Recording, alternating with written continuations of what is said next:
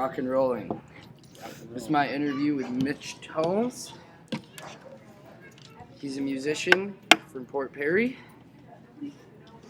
under Ill Broken Entertainment. All right, Mitch, I got a few questions here for you. You ready to answer them? Yeah, man, shoot away. All right. First question. When did you know that you wanted to make music your career? Pretty much when I got into grade 9, when I failed all of my other classes and I felt like I couldn't do anything else. Been playing music my entire life. I started piano when I was 6 years old. I started playing drums when I was 7 years old. Picked up the guitar in grade 8, started singing in high school. So it's always something that I wanted to do. But when I realized that maybe becoming a cop wasn't for me, or anything that I wanted to do as a regular job that other people would settle for or whatnot, I realized that there's something else that I wanted in life, something bigger. I just had to swallow my pride and be willing to go out and take it. Yeah. Fair enough. We all have a dream, right? Yeah, we all got the dream. Yep. It just depends on how you live it. All right. And what artists would you say inspire you? That's a huge range. But basically started with when I moved to Port Perry. I don't know if you've gotten the gist from where we come from, but it's a very country, rural area. Everybody's into Tim McGraw and the Zac Brown Band, all these country artists that are now world famous. Country wasn't exactly my thing when I was a kid, growing up in Ajax, per se. Not too many people are big country fans. My father, he was always influenced by the Beatles, are his favorite band. Elvis Presley is a huge inspiration to him. Pink Floyd, Led Zeppelin, all these bands from classic rock. On my mother's side, she was really into the classic pop, like the Bee Gees and ABBA and stuff like that. So having that combination of classic rock and classic pop gave me sort of a fusion between what I was listening to at home. Now, when I moved here, I said, lots of country being played. So now I'm a kid, I'm only 5 years old, I'm being influenced by classic rock, classic pop, and country. Then in grade 5, I got my first Slim Shady tape. Okay. Fell in love, man. Absolutely head over heels for hip-hop. I went through every kid has that hip-hop stage that they like to go through, think they're a gangster or whatever.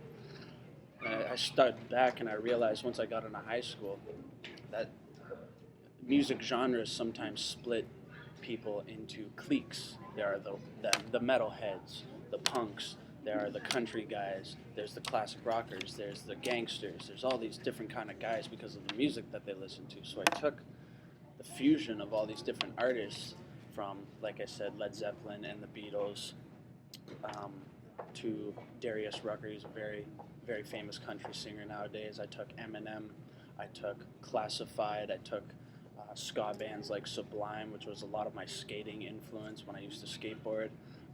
Bob Marley, huge influence on me.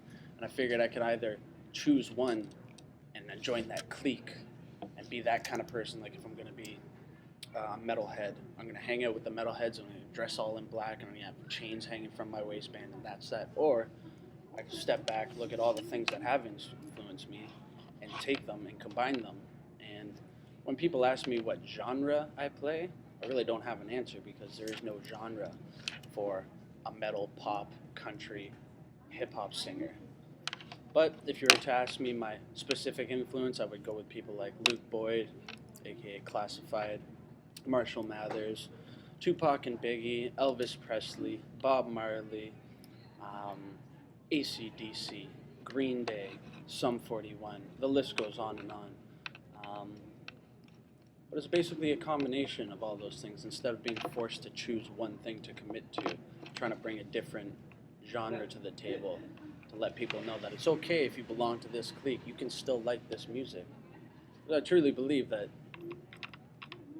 good music is good music. A good song is a good song. If you don't like country, you may not appreciate the talent of the person singing it, but you gotta admit it's a good song.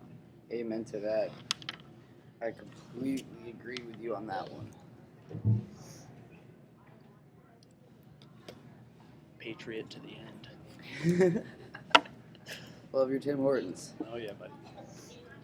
Well, I know your producer very well, Carly Myers of Ill Broken Entertainment. How did you two meet, and what made you decide to start working with Carly? It's actually kind of a funny story. Relapse back to the last question, where I grew up. It's very country and rural, and we don't have too many hip hop events coming out here.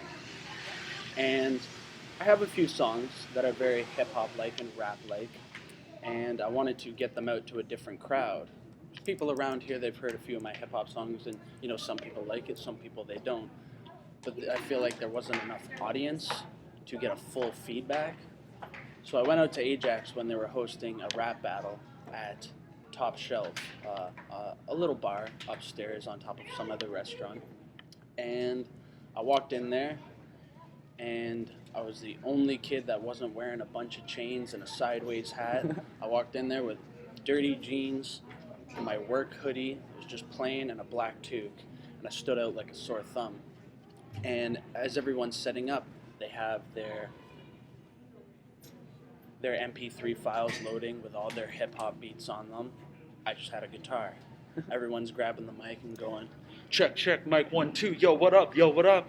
I'm sitting there going, testing, mic 1, 2, check, testing. What I realized is that I was at a rap event. No one uses a mic stand because they're all holding their mics. No one's holding an instrument. And I looked at the guy, Carly Myers, who was running the event. I had no idea who he was. He was very busy, so I talked to the lady who was taking the tickets at the door. I said, listen, is there going to be a mic stand here? And she looked at me, she said, what do you need a mic stand for? Well, I play guitar and I sing. I mean, I need both. And so she went and she talked to Carly, and he didn't exactly know who I was, so he came up to me and, buddy, what are you doing? You coming unprepared? What's going on here? Anyways, we'll try our best. So he introduced me to one of the sound producers. We hopped in his car. We drove downtown Ajax, went to his studio, picked up a measly little mic stand that sort of worked, and we brought it back. And I played my music for everyone, and I'm not even kidding. I kind of felt like Eminem. I got on stage, and everyone looked at me, and I started playing guitar, and everyone kind of started laughing. Like, what are you doing? This is a rap event, buddy. What do you got a guitar for? And then I started rapping, and everyone shut up. And I didn't win the contest. I had a lot of people tell me that they felt I should have won the contest. You get all the pats on the back afterwards. And people said that it looked different when I got on stage. They had never seen a kid like this come up to a rap event with an acoustic guitar and start right off with a slow melodic, slow song and start singing right off the bat. But they said once I started rapping about what mattered to me and things from the heart, they said it gave them a whole new perspective. And the only person I didn't talk to really that night was Carly Myers.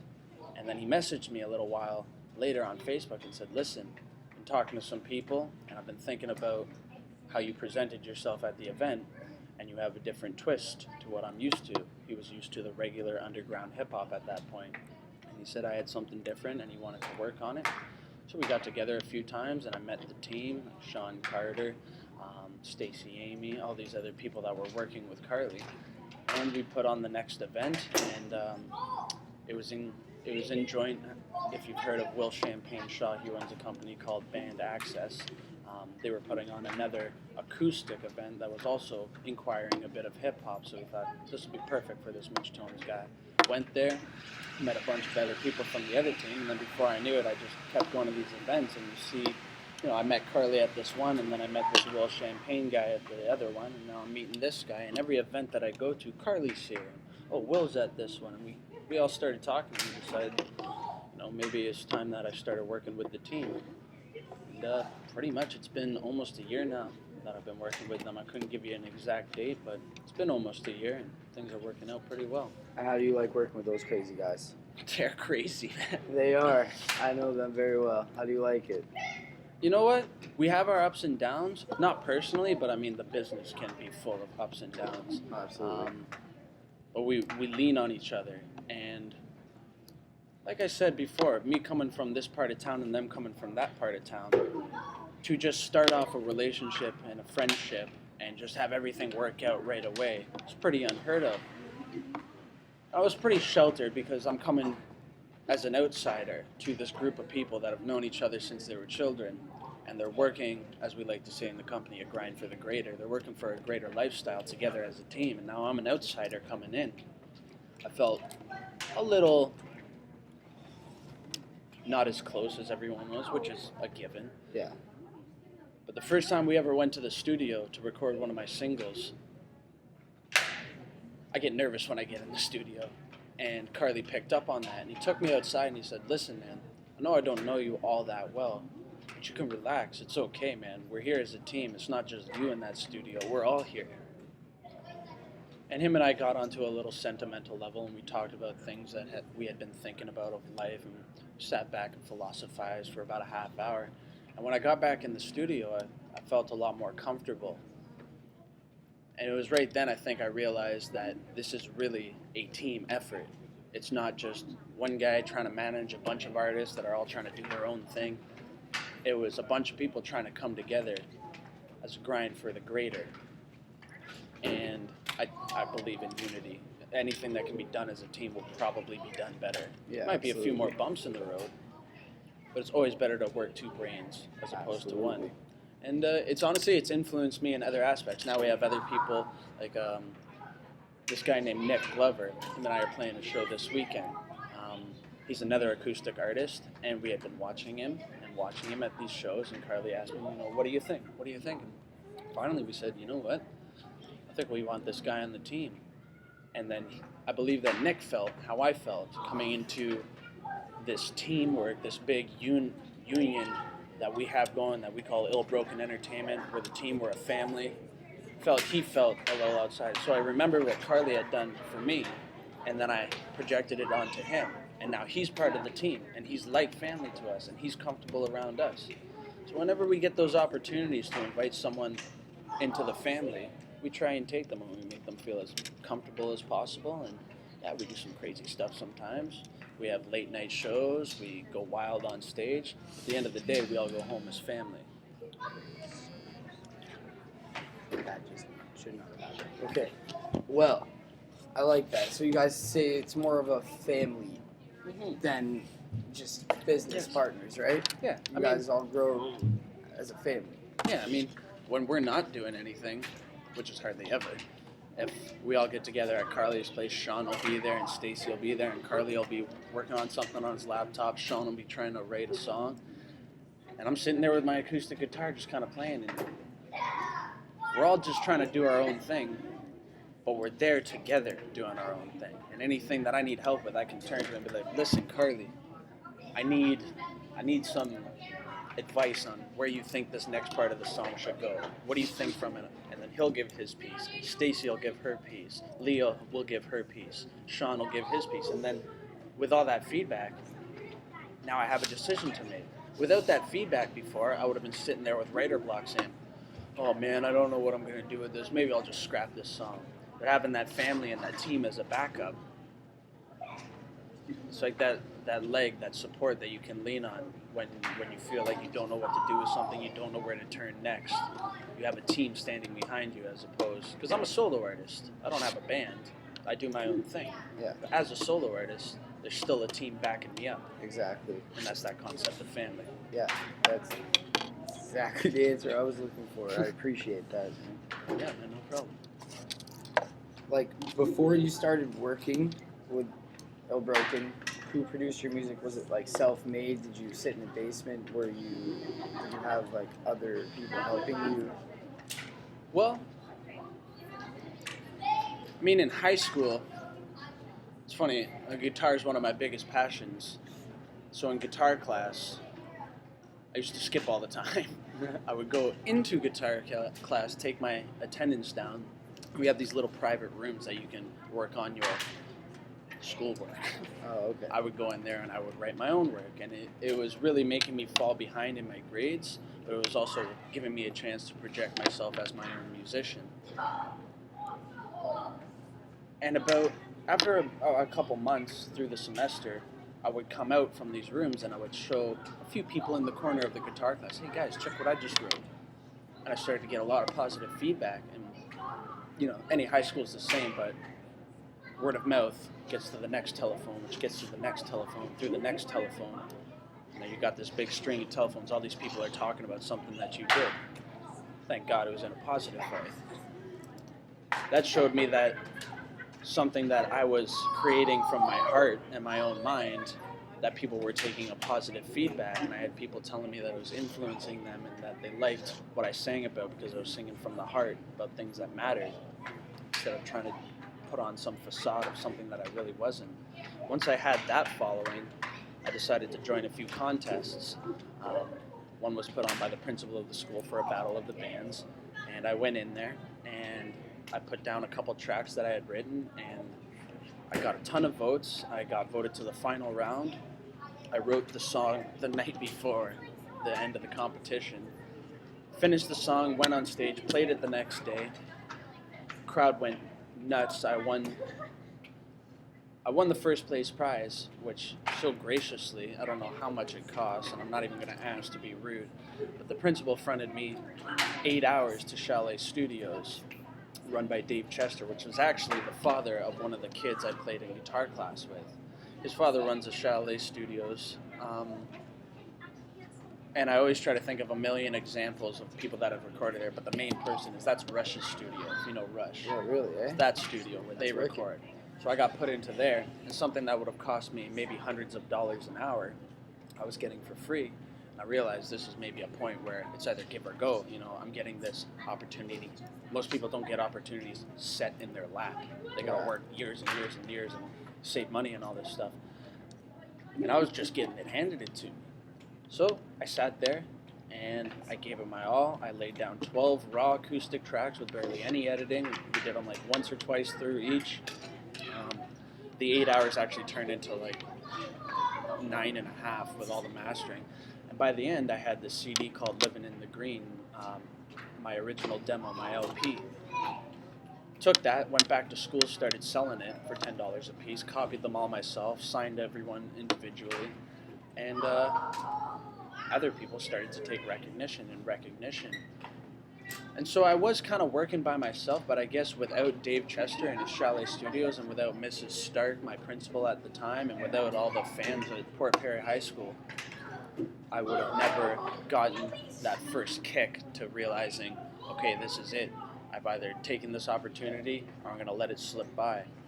And, I'm really thankful. I've never really had an official chance to say, you know what, thank you for what you did for me. Maybe someday down the road I'll get that chance, but Dave Chester, Mrs. Stark, all my friends from Port Perry High School, Gord Gervin, the one who actually taught me guitar in grade 9, that was my team before I started working with Ill Broken Entertainment. That's awesome, man. That's awesome. You gotta appreciate that, right? It's just all about putting yourself out there. Mm-hmm. Letting your voice be heard, right? And you're not afraid to do it, and then you're gonna get somewhere, right? That's what we were talking about at the beginning. There are some people that want things in life, but they're willing to settle for something less.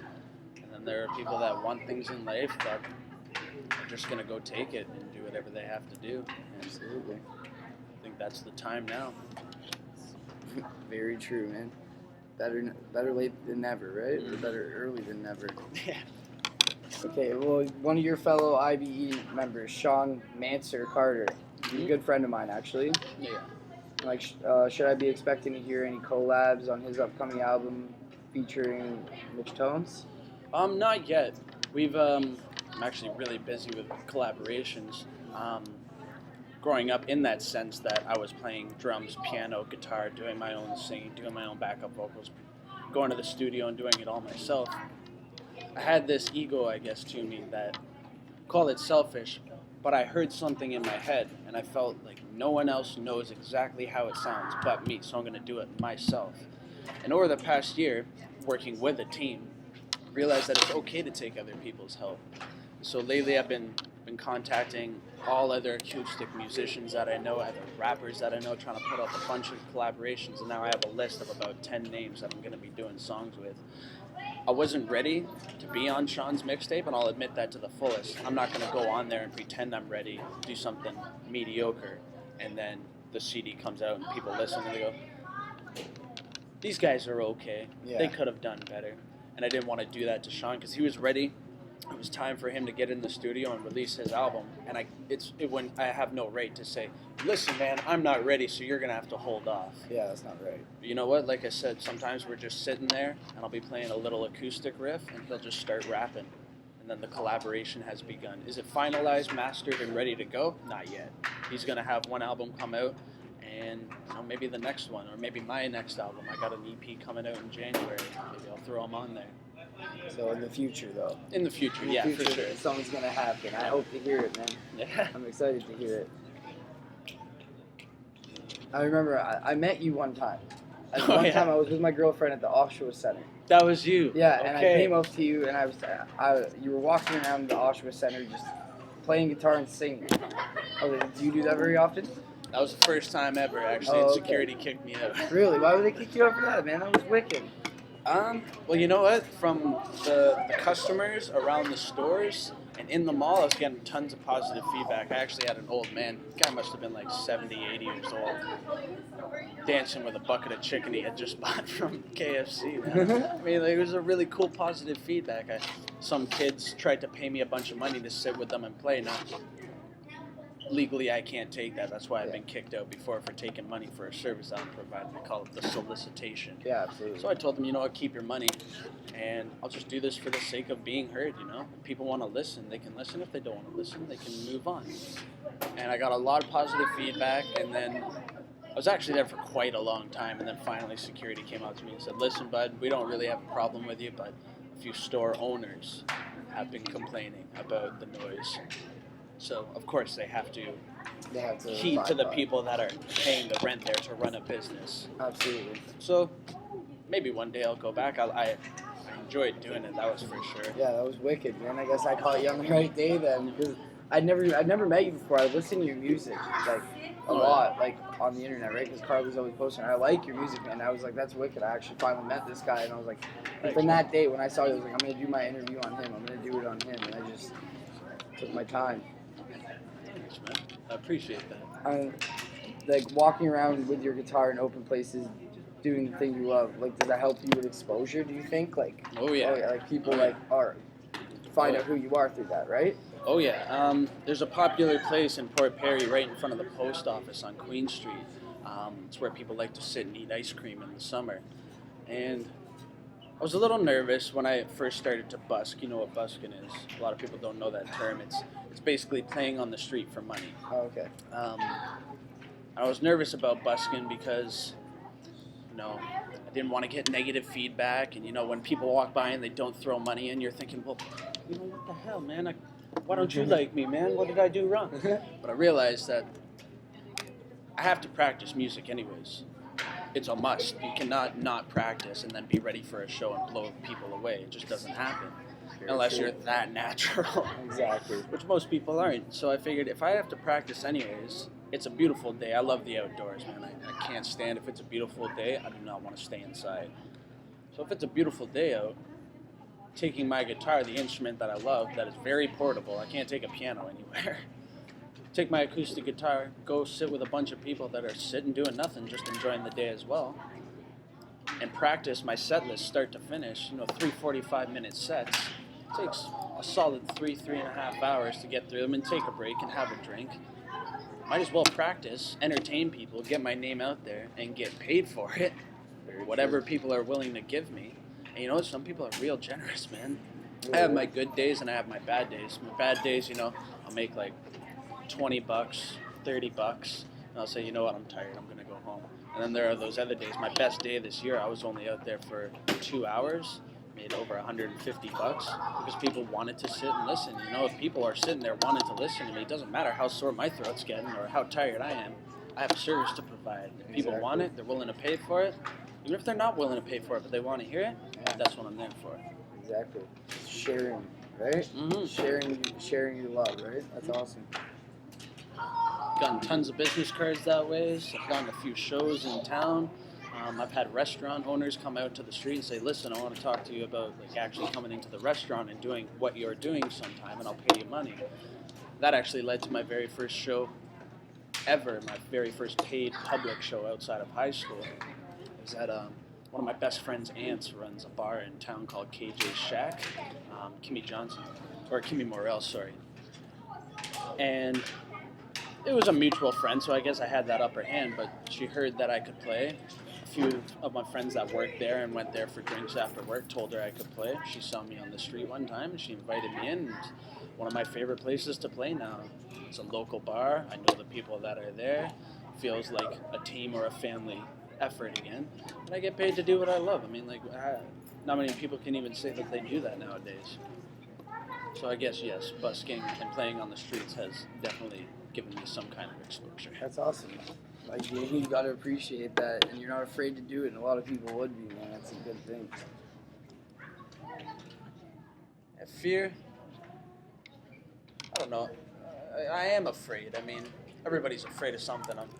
Most people, they don't do it because they're afraid of judgment and failure.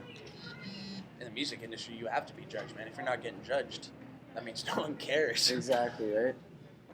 Any feedback's good feedback, right? I mean, even negative feedback can be taken as positive feedback. Exactly. You just got to be optimistic about things, Exactly. I guess. You don't take it as an insult, take it as, should I improve? My best friend said something the other day. He said, I never lose. I either win or I learn. What a great saying, man. Yeah, that's wicked. I've never heard that before. I like that one. All right, and that perfectly lead on to my next question. Is there anything about your music that you feel you should be spending more time on?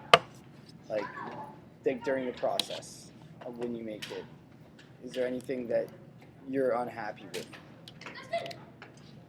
Yes, but that's just because I'm I almost want to say ambitious, but I don't think that's the word. Maybe naive.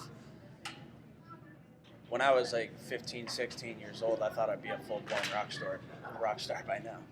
I didn't think about all the hard work that actually had to go into it. I thought, I'll make a few music videos. I put them on YouTube. I'm the next Justin Bieber. I go viral. I had this big swollen head on my shoulders, and I didn't realize all the hard work that had to go into it. And life has been throwing quite a few curveballs at me lately. But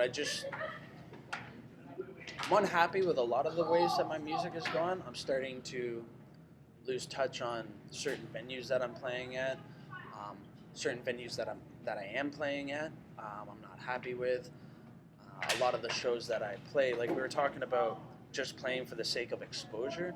A lot of the shows that I played are paid shows, and the majority of the shows aren't. They're charity events. Something you got to do. Do a favor for your buddy who owns this bar. He needs some entertainment for the night. Can you swing by? I'll throw you $10 for gas, and then you'll play for the night. I'd be a fool to say no. I don't know if I'd be greedy to say, listen, buddy, I need some money. I can't keep doing this for free. I'm never going to say no to a show, but I feel like now, and actually Sean told me this the other day, he said, you're not a pushover, Mitch, but you're just so humble that you're almost afraid to tell the people, listen, I'm glad what you're doing for me, but I need more of this, and I need X, Y, and Z to improve. So paying shows, I want to get a lot more of those. CD sales. Told you I live in a small town. I need to branch out, man. Everybody that likes my music already has my album. Yeah. I need to get out to Oshawa, Whitby, the GTA, all these bigger places that if I can get exposure out there, even if it's just a few people to listen to my music, then they tell a friend, they tell a friend. With social media nowadays, one link to one music video can be bang. And all of a sudden you got 10,000 views or something. So branching out, yes, I need to do more of that. I'm in a lot of money trouble as of the past year. So having time to go to the studio and the money to spend at the studio has not really been an opportunity for me. Not many people give away free recording. You're lucky if you get that once or twice in your life. Yeah, absolutely, right? So there's a lot of things that I need to improve on. My musicianship, like I said, one of the bigger steps that opened my eyes was I used to think that I could do everything by myself. I realized that having some backup singers doesn't hurt. Having a backup guitarist doesn't hurt. So I took that step and I started jamming with other people, and that's really working out. Organization. I am not organized sometimes, man. You look at my notebooks, and I got a box just filled with stacks of paper with loose sheets and napkins that have been written on, and they're this way, and then I trail down the page that way, and I finish the sentence that way. My girlfriend, she finally went out with me the other day. We were at the Oshawa Center, and she finally says, all right, I'm buying you binders, I'm buying you dividers, I'm getting you duotangs, new pencils, new pens, all this stuff. Now I've sat down and I've started to type out all my lyrics, and I've started to organize them into files. And now when I'm saying, oh, geez, what was that song I was trying to work on? Living in the Green, geez, where is it? Instead of flipping through this whole box, I can just pull this little bookmark off. Bang, right there it is. Okay. So working with other people to get paid shows, and just being more organized is, I think, something that I need to work on, because the music never stops on me. I go through my stints of writing and not writing, but the ideas never stop. Then I write them down on little loose sheets of paper, and I store them in a box, and I forget about them, and then maybe half a year from now I pull one out and go, oh yeah, I should finish that song. Now with the organization, now that the ideas never stop, if my ideas can be organized, now I can go to the guys that I'm working with and say, listen, I need a guitar riff for this one song, and flip to this one page right here, and if you just look right here, and maybe something comes of it, something might not, but at least I have the organization. And instead of everybody saying, oh, so what do you want me to do in that part of the song? Oh, well, hold on, give me a half hour to look through my notes. Yeah, exactly. That makes a lot of sense, man. Organization is a big key. Yeah. One of my favorite songs is Elephant Shoe. That's what it's called. I like that song, man. I do like that song. Yeah. Like, what inspired you to make that song? Like, the name and everything. Like, where did that come from? When I went to Port Perry High School, I got volunteered to go to this camp called YLCC, the Youth Leadership Camp of Canada. And there's a lot of different kids and a lot of different styles of people that go there internationally, man. I met people from Norway, I met people from Russia, I met people from Czechoslovakia, a bunch of kids from Russia, a whole family from Spain, people from the States. You just meet all these people from all other parts of the world that you never even really gave a chance to think about. They're all there with a goal of being leaders and providing good examples for the community around them. And that was just, at the time in my life, I wasn't really focused on that. I was focused on me, my problems, my issues, all about me. And then I went to this camp, and my eyes were just astoundingly opened to a different lifestyle. And there's this one girl there, and I haven't seen her in years. Her name's Maria. And her and I were talking, and we had this little puppy dog love thing going on. You know, we only see each other once every 2 years or whatever when I return to the camp, and we only see each other for 2 days.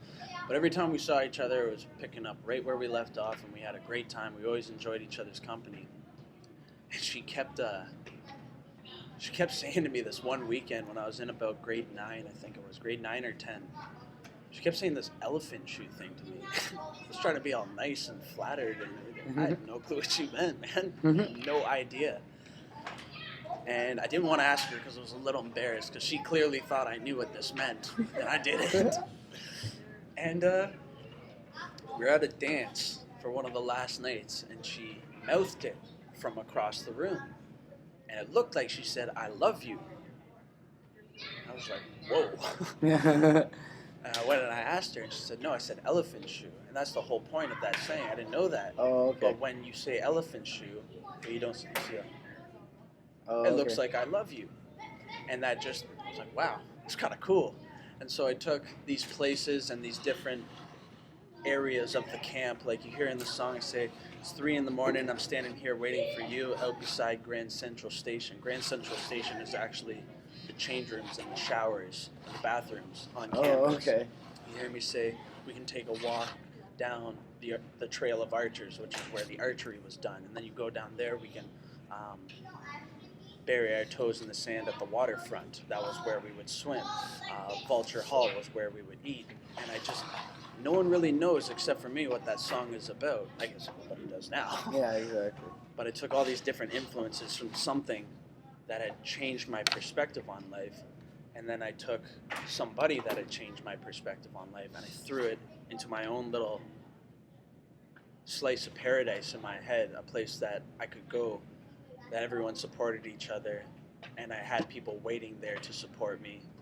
And it's like that concept of family and teamwork again. I had a place that I could go where it was my special place, that I could be who I was without being judged or anything like that. And it turned into just, it's not even my favorite song. A lot of people like it. I just did a new music video for it. But it took off, and it's kind of like a sentimental song for that camp. It's been put into a couple B-grade movies, actually. Really, yeah? Little short documentary films that we would film at camp for school projects and stuff. People would come up to me and say, listen, do you think I could use that song? Because no one really knows what it's about, but as I'm talking about the camp, if you listen to the lyrics, you'll hear all the connection with the people and the places and the activities and the inspiration. To me, it's just a little old puppy dog love song that I wrote when I was in high school.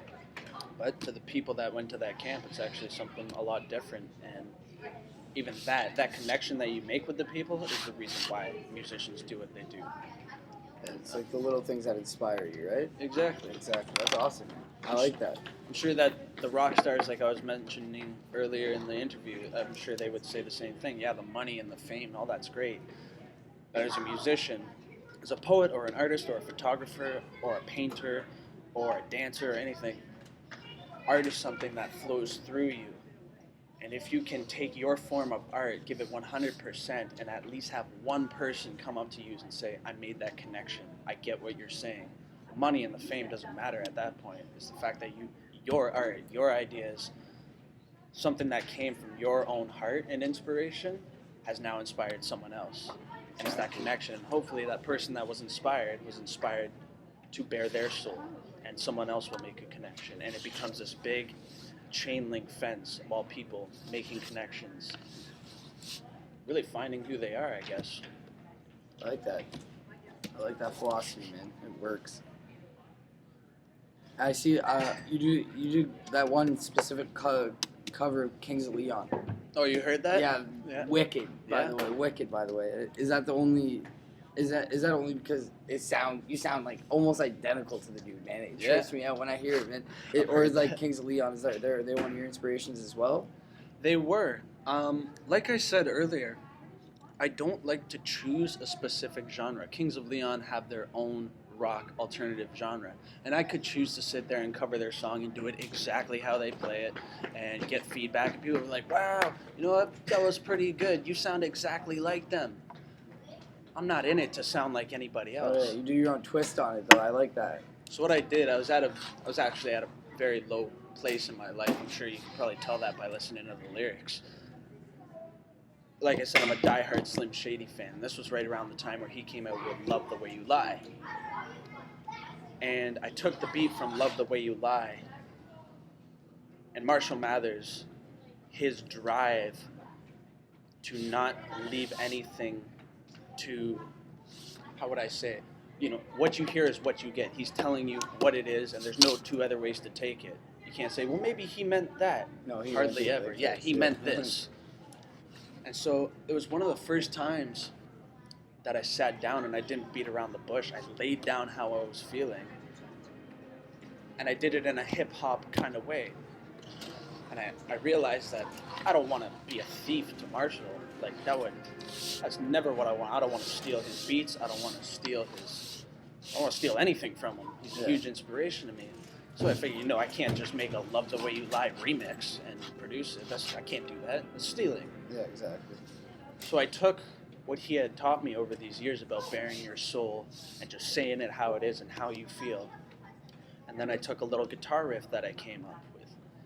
And it was very slow and melodic, and it wasn't as bang in your face as Love the Way You Lie, because anybody who knows that song, it's a hard beat, powerful chorus, very strong verse. So I took a strong verse with a soft melody and basically at that point in my life, man, I just needed someone, man. I felt like I didn't have a lot of people that were supporting me. I didn't have anyone that understood me. And I always loved that song, I Could Use Somebody by the Kings of Leon. And I thought, wouldn't it be cool if me and Eminem and Rihanna and the Kings of Leon could all get together and do some big song collaboration? I'm a dreaming kid. You know, that might never happen. That might happen. Right now, it's probably never going to happen.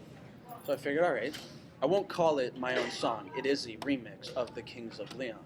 So you don't want to get into copyright issues. I'm not taking credit for anything that I didn't write. That's like number one rule in music. Yeah. Never take credit for something you didn't do. But I took something that inspired me, and instead of choosing, like I said at the beginning of the question, instead of choosing a specific way to play Kings of Leon, Use Somebody, exactly how they play it, I mixed it with a bit of hip-hop, a soft acoustic melody, a straight-up way of rapping, and then the chorus, which is something that the Kings of Leon wrote.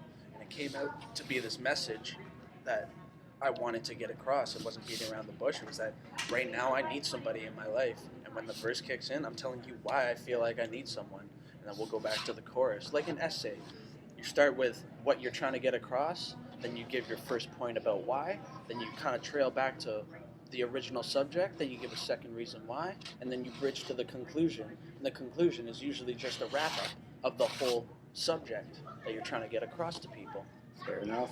And before I knew it, I had this song. It's like, if I actually play the full thing, man, it's like 8 minutes long. And I hadn't shown anybody. And then my buddy came to my house after a party.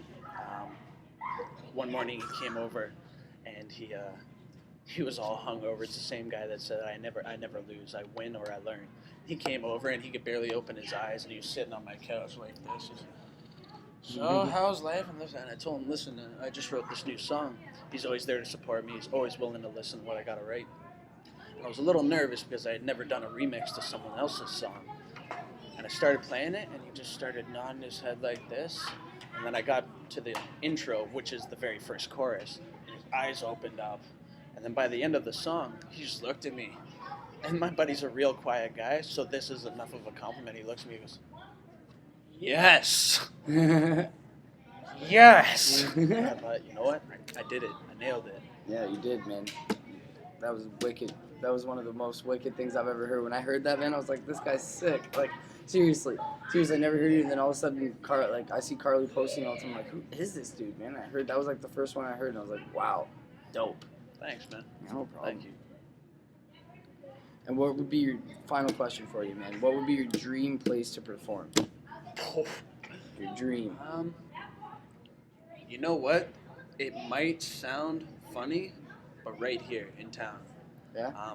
That same buddy that I keep referencing to, the one I was just talking about being on my couch when I played that song for him, he he used to throw these things in the summer. We called them the Seagrave. Do you know where Seagrave is? It's only about 5 minutes south of here. Okay, yeah, I'm not really too familiar with this area, but... It's a small little town just like where I live in Greenbank. There's not too many people there. Everyone's close and in an enclosed circle. Everyone has the same friends, same families, hang out with the same families. And they used to throw this end of the summer bash called the Seagrave Summer Slaughter.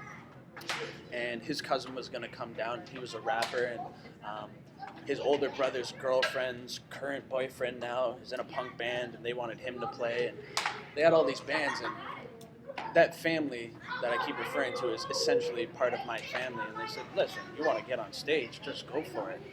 And I got out onto the stage, which was homemade, and we had our own little homemade lights, but there was so many people there, man. It was like the whole town was packed into this one backyard. Really, eh? And I ended up playing, and I gave a lot of thought to it. Only a couple months ago, I thought about this exact question. If I could play anywhere in the world, Shea Stadium, if it still existed from back when the Beatles played there, who wouldn't love to play there? Roy Thompson Hall or the ACC. I think wouldn't it be cool if I had people, people that are famous enough, have followers and fans that come all over the world to see them at a big venue, like say Elvis Presley isn't dead and he's going to play the ACC. I'm pretty sure that people are coming from far and wide to come see him play that one show at the ACC. I figured if I could ever make it that big, yeah, wouldn't it be cool to have people coming all, yeah, these people came from the States to watch me, and these people came out from British Columbia because they want to support me and see me. Instead of throwing it at some big concert hall where everyone else has done it, I'd like to do it in my buddy's backyard. And you know what? If we can fit 10,000 people into this field, this cornfield, maybe crop a bed of the harvest early that year, set up a stage, and then just throw an event. The best concert I have ever been to is the Tragically Hip in Bob Cajun. And you know what? It was raining, it was muddy, it was just bad weather. It was outdoors in the middle of a cornfield, and boy, it just seemed like crap. But what a concert, Oh, man. I saw them this summer, man. People were going nuts. I was inspired. I thought, man, we're in the middle of nowhere, and look at these hundreds of thousands of people that are here just to watch this one band, man. They've come from far and wide just to see these one guys. I thought, you know what? If they can do it, why can't I do it? Bring everybody out to Port Perry. People might laugh at that idea, man. They might think, Port Perry, man, there's not even enough room in the whole town to fit 10,000 people in. But you know what? If I could give the final answer, right in my hometown. I think that would be the coolest place. It's respectable, man. Yeah. Very much so. And we'll throw a barbecue on the side just for fun. I hear you. Oh, that was a wicked interview, man. You got exactly what I needed out of that. But yeah, I saw Tragically Hip this summer though at Bridal Bash downtown Toronto. Okay. That was dope. Like I was like 20 feet away from these guys, man. Yep. I was like, having the best time of my life that night. That was a good night. But yeah, man. Thanks a lot. Anything you want to say to the camera? Support Ill Broken Entertainment, band access, Legends Music. If you want a copy of my album, my number is 905-985-0730. You can find me on Facebook at Mitch Tonez Music, Ill Broken Entertainment. You can find me on Twitter at Mitch Tonez Music once again, Instagram Mitch Tonez. Every Tonez has a Z, by the way. And just keep following me, support me, and hopefully one day it'll pay off. And if it pays off for me, it'll pay off for the people that support me. So thank you very much. Thank you, Mitch Tonez. Oh, I really hope that kept going, man.